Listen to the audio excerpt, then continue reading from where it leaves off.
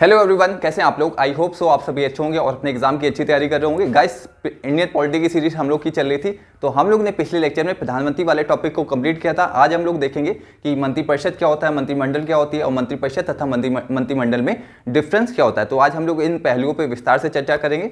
जो विद्यार्थी पहली बार इस चैनल पर जुड़े तो उनको बता दें कि हम लोग इस चैनल पे IAS ऑफिसर्स का जितना भी आपका GS2 का सिलेबस है तो उसे हम लोग पूरा सिलेबस को उस पूरे सिलेबस को कंप्लीट करेंगे। इसके साथ ही जिनका भी ऑप्शनल राजनीति विज्ञान है तो उनका भी पूरा सिलेबस हम लोग Shri Ram IAS PCS channel पे कंप्लीट करेंगे। आज हम लोग देखते हैं कि मंत्रिपरिषद क्या होता है, मंत्रिमंडल क्या होती है, इन दोनों के बीच डिफरेंस क्या होता है। तो इन जो पहलुओं पे हम लोग विस्तार पे चर्चा करेंगे। केवल हम लोग दो डायग्राम बना के देखेंगे कि मंत्रिपरिषद क्या होता है और मंत्रिमंडल क्या होते हैं। तो दोनों डायग्राम आपके लिए बहुत इंपॉर्टेंट है।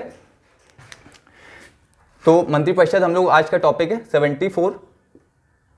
आर्टिकल 74 में यह बोला गया है कि राष्ट्रपति को सलाह एवं सहायता देने के लिए एक मंत्रिपरिषद होगी जिसका मुखिया प्रधानमंत्री होंगे।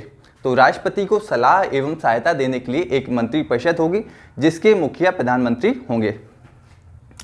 राष्ट्रपति को सलाह एवं सहायता देने के लिए एक मंत्रिपरिषद होगी। मंत्रिपरिषद होगी जिसका मुखिया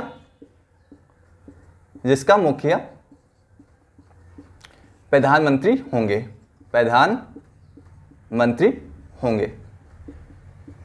तो आर्टिकल 74 में यह बोला गया है कि राष्ट्रपति को सलाह एवं सहायता के लिए एक मंत्रिपरिषद होगी जिसके मुखिया प्रधानमंत्री होंगे। तो मंत्रिपरिषद शब्द का उल्लेख हमारे संविधान में आर्टिकल 74, आर्टिकल 75 में किया गया है। तो ये पहला पॉइंट इंपॉर्टेंट है। मंत्रिपरिषद शब्द का उल्लेख हमारे मूल संविधान में आर्टिकल 74 तथा 75 में किया गया है।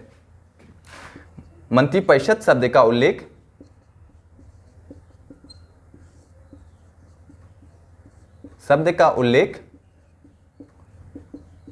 मूल संविधान में किया गया।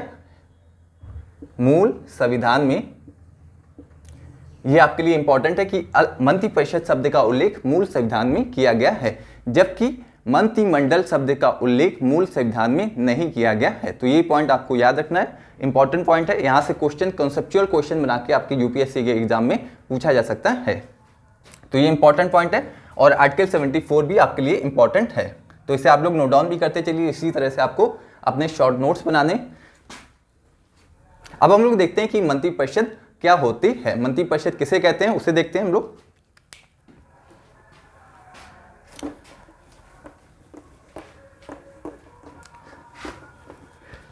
तो मंत्रिपरिषद एक समूह होता है जिसका मुखिया प्रधानमंत्री होते हैं। तो मंत्रिपरिषद क्या है? मंत्रिपरिषद क्या है? मंत्रिपरिषद एक समूह है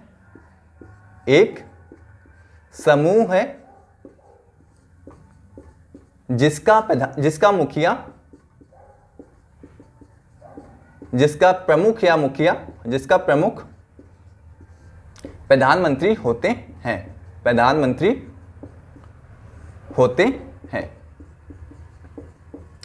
तो मंत्रिपरिषद क्या होता है? मंत्रिपरिषद एक समूह है जिसका प्रमुख प्रधान या मुखिया प्रधानमंत्री होते हैं। तो इसको अब हम लोग डायग्राम से समझते हैं कि मंत्रिपरिषद की संरचना कैसी होती है। मंत्रिपरिषद एक समूह होता है जिसके प्रधान हमारे प्रधानमंत्री होते हैं। तो इसको एक डायग्राम से समझते हैं, उसी के साथ हम लोग इस मंत्रिपरिषद व मंत्रिमंडल को कंपेयर करके देखेंगे। तो ये पॉइंट आप लोग नोट डाउन कर लीजिए। एक समूह है जिसका प्रमुख प्रधानमंत्री होते हैं। तो आपसे पूछा जा सकता है कि मंत्रिपरिषद का प्रधान कौन होता है? मंत्रिपरिषद का प्रधान प्रधानमंत्री होते हैं। तो अब मंत्रिपरिषद की संरचना को देखते हैं। सिर्फ आपको एक डायग्राम याद रखना है जिससे आप लोग को स्पष्ट रूप से समझ में आ जाएगा कि मंत्रिपरिषद क्या होता है और मंत्रिमंडल क्या होता है।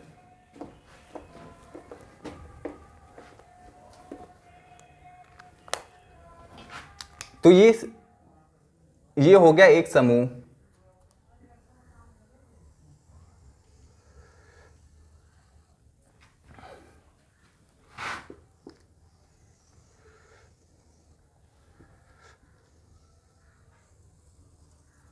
तो ये हो गया एक हम लोग का डायग्राम हो गया, ये हो गया मंत्रिपरिषद की संरचना। ये हमारा मंत्रिपरिषद है,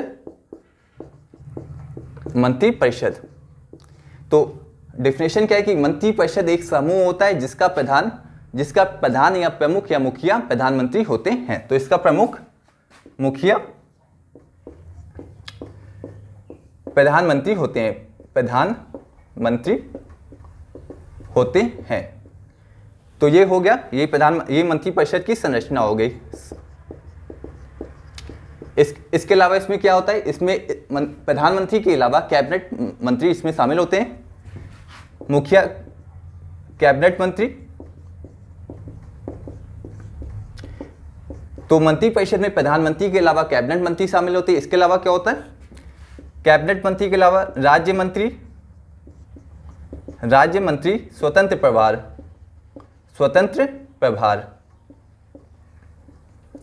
तो कैबिनेट मंत्री पहले स्तर के अधिकारी होते हैं, जबकि जो राज्य मंत्री स्वतंत्र प्रभार होते हैं वो द्वितीय स्तर के अधिकारी होते हैं। तो बिल्कुल कॉन्सेप्ट आपका क्लियर होना चाहिए कि मंत्रिपरिषद में कौन कौन होता है, प्रधानमंत्री होते हैं, कैबिनेट मंत्री होते हैं, राज्य मंत्री स्वतंत्र प्रभार होते हैं। इसके अलावा कौन होता है, राज्य मंत्री, इसके अलावा उप मंत्री। तो कैबिनेट मंत्री पहले स्तर के अधिकारी होते हैं, पहले स्तर के, राज्य मंत्री स्वतंत्र प्रभार सेकंड स्तर के, राज्य मंत्री थर्ड स्तर के। तो ये होती है मंत्रिपरिषद की संरचना। मंत्रिपरिषद में कौन कौन होता है, प्रधानमंत्री होते हैं, कैबिनेट मंत्री होते हैं और राज्य मंत्री स्वतंत्र प्रभार, राज्य मंत्री प्लस उप मंत्री। और जो मंत्रिपरिषद का प्रधान कौन होता है, मंत्रिपरिषद का प्रधान हमारे देश के प्रधानमंत्री होते हैं। तो ये हो गई मंत्रिपरिषद, ये हो गया मंत्रिपरिषद की संरचना। कैबिनेट मंत्री पहले स्तर के अधिकारी, पहले स्तर के, और जो राज्य मंत्री सेकंड स्तर, राज्य मंत्री स्वतंत्र प्रभार द्वितीय स्तर के, राज्य मंत्री केवल राज्य मंत्री तृतीय स्तर के, और जो उप मंत्री होते हैं वो चौथे स्तर के अधिकारी होते हैं। तो ये हो गई हमारी मंत्रिपरिषद की संरचना। इसे आप लोग डायग्राम को नोट डाउन कर सकते हैं। और एक आपको इंपॉर्टेंट पॉइंट याद रखना है कि मंत्रिपरिषद का एक निश्चित आकार होता है। मंत्रिपरिषद का एक निश्चित आकार होता है, वो कितना होता है, 91 संविधान संशोधन के अनुसार, 91 संविधान संशोधन 2003 के अनुसार जो मंत्रिपरिषद का आकार होगा वो लोकसभा के कुल सदस्य संख्या के 15% से अधिक नहीं होगा, जिसमें प्रधानमंत्री भी शामिल है। लोकसभा के कुल सदस्य संख्या के, तो ये पॉइंट आपको याद रखना है, यहां लोकसभा के कुल सदस्य संख्या के 15% से, कितने, 15% से अधिक नहीं होगी, अधिक नहीं होगी। और जो 15% हो गया इसमें हमारे प्रधानमंत्री भी शामिल होते हैं, और तो प्रधानमंत्री भी शामिल होते हैं। लोकसभा के कुल सदस्य संख्या के 15% से अधिक नहीं होगी, जिसमें हमारे प्रधानमंत्री भी शामिल होते हैं। तो हमारे लोकसभा में कितनी जनसंख्या, कितने सांसद हैं, 543। इसका यदि हम लोग 15% निकालेंगे तो ये कितना आएगा, लगभग 81 आएगा,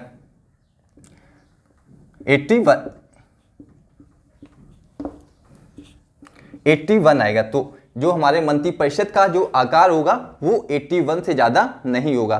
तो उसमें हमारे देश के प्रधानमंत्री भी शामिल होंगे। तो मंत्रिपरिषद का आकार 81 से ज़्यादा नहीं होगा। तो इसे आप लोग नोट डाउन कर लीजिए।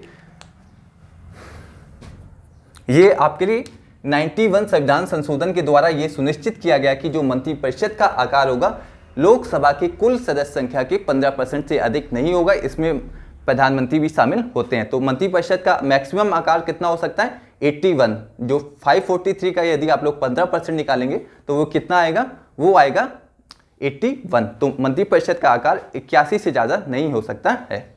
तो ये इंपॉर्टेंट पॉइंट है सभी एग्जाम के लिए, यूपीएससी हो, पीसीएस हो, हर एक स्टेट एग्जाम में ये क्वेश्चन पूछा गया, यूपीएससी के एग्जाम में भी ये क्वेश्चन पूछा गया है। तो मंत्रिपरिषद वाला टॉपिक इंपॉर्टेंट है आपके एग्जाम के लिए। तो ये डायग्राम आपको याद रखना है, मुखिया प्रधानमंत्री, कैबिनेट मंत्री पहले स्तर के, राज्य मंत्री सेकंड स्तर के, स्वतंत्र प्रभार राज्य मंत्री थर्ड, उप मंत्री लास्ट सबके। अब हम लोग मंत्रिपरिषद व मंत्रिमंडल को कंपेयर करके देख लेते हैं, जिससे आपके मंत्रिपरिषद और मंत्रिमंडल के संबंध में पूरे डाउट दूर हो जाएंगे। ये डायग्राम आपको याद रखना है। 91 संविधान संशोधन के द्वारा यह सुनिश्चित किया गया कि मंत्रिपरिषद का आकार लोकसभा के कुल सदस्य संख्या के 15% से अधिक नहीं होगा। तो 91 संविधान संशोधन 2003 आपके एग्जाम के लिए बहुत ही इंपॉर्टेंट है।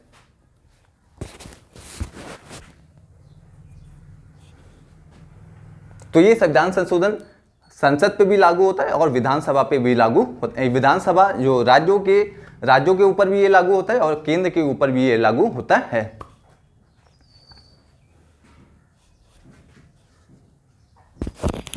अब हम लोग देखते हैं कि मंत्रिमंडल क्या होता है। तो मंत्रिमंडल तथा अब हम लोग देखेंगे मंत्रिमंडल तथा मंत्रिपरिषद में क्या डिफरेंस होता है।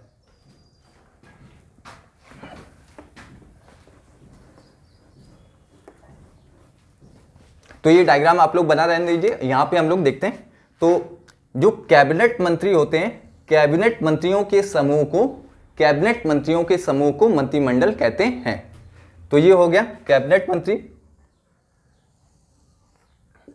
कैबिनेट मंत्रियों के समूह को मंत्रिमंडल कहते हैं, मंत्रिमंडल कहते हैं। तो कैबिनेट मंत्रियों के समूह को मंत्रिमंडल कहते हैं, जबकि मंत्रिपरिषद में कैबिनेट मंत्री, राज्य मंत्री, प्रधानमंत्री, उप मंत्री सभी शामिल होते हैं। लेकिन जो कैबिनेट मंत्री में कैबिनेट जो होती है, इसे कैबिनेट भी कहते हैं। कैबिनेट में केवल कैबिनेट स्तर के अधिकारी शामिल होते हैं, इसमें प्रधानमंत्री शामिल नहीं होते। केवल कैबिनेट स्तर के अधिकारी इसमें शामिल होते हैं। कैबिनेट स्तर के मंत्री इसमें शामिल होते हैं। तो ये इंपॉर्टेंट है कि मंत्रिमंडल में कौन शामिल होता है। केवल कैबिनेट स्तर के मंत्री हमारे मंत्रिमंडल में शामिल होते हैं, जबकि जो मंत्रिपरिषद हो गया उसमें सभी मंत्री शामिल होते हैं।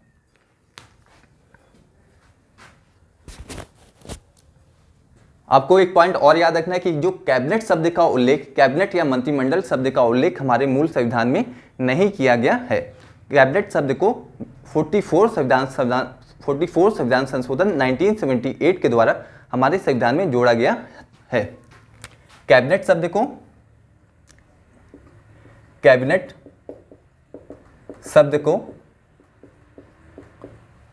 44 संविधान संशोधन 1978 के द्वारा आर्टिकल 352 में जोड़ा गया। आर्टिकल 352 में कैबिनेट शब्द को जोड़ा गया है। तो मंत्रिमंडल शब्द का उल्लेख हमारे मूल संविधान में नहीं है, जबकि मंत्रिपरिषद शब्द का उल्लेख मूल संविधान में है।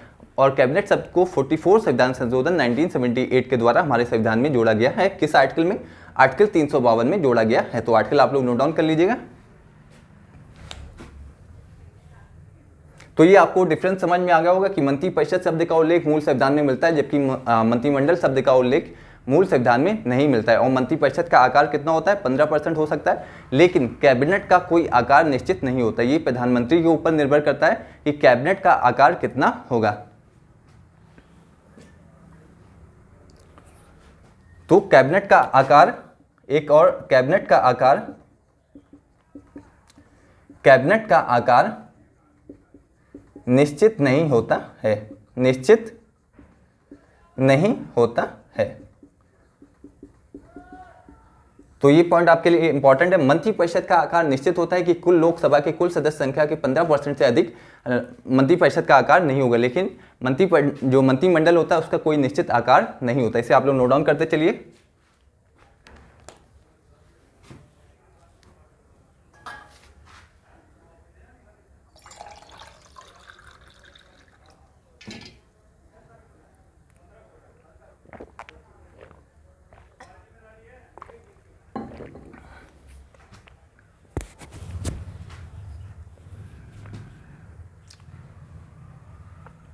तो ये पॉइंट आप लोगों ने नोट कर लिए होंगे। अब हम लोग आगे बढ़ते हैं।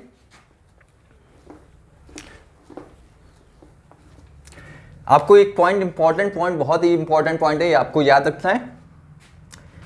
कैबिनेट मंत्री, राज्य मंत्री और उप मंत्री, इनका उल्लेख मूल संविधान में नहीं किया गया है। कैबिनेट मंत्री, उप मंत्री, राज्य मंत्री, स्वतंत्र प्रभार, राज्य मंत्री, इनका उल्लेख मूल संविधान में कहीं भी नहीं किया गया है।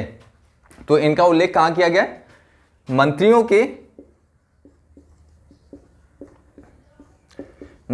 के वेतन भत्ते अधिनियम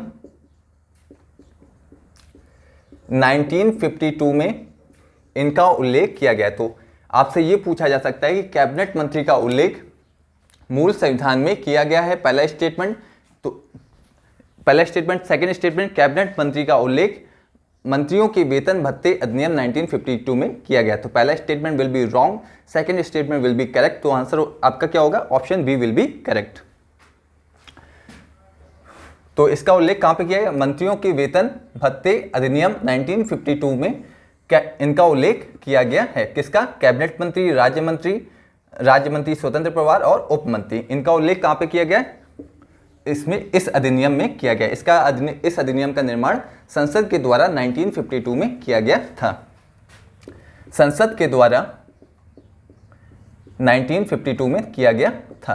तो ये पॉइंट, अब यूपीएससी का लेवल जैसे जैसे आगे जा रहा है, बहुत ही कंसेप्चुअल क्वेश्चन पूछे जा रहे हैं। यदि किसी व्यक्ति को लगता है कि वो रट्टा मार के पॉलिटी के क्वेश्चन को सॉल्व कर लेगा, तो बिल्कुल भी वो क्वेश्चन सॉल्व नहीं कर पाएंगे, क्योंकि जो यूपीएससी का लेवल है, इसी के साथ पीसीएस का भी जो लेवल है, उनका स्टैंडर्ड बहुत हाई होता जा रहा है। तो बिल्कुल यदि आप लोग कंसेप्ट आपके मजबूत होंगे, तभी जाके आप लोग पॉलिटी के क्वेश्चन सॉल्व कर पाएंगे।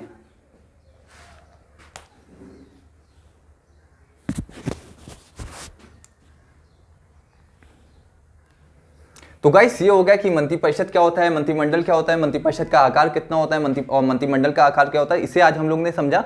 नेक्स्ट लेक्चर में और आगे बढ़ते हैं और हम लोग देखेंगे कि कैबिनेट मंत्री क्या होते हैं, राज्य मंत्री क्या होते हैं और राज्य मंत्री स्वतंत्र प्रभार क्या होते हैं। इसके साथ ही हम लोग बहुत सारी चीज़ें देखेंगे, मंत्रिमंडल समितियां क्या होती हैं। तो गाइस, मिलते हैं नेक्स्ट लेक्चर में। Thank you so much guys.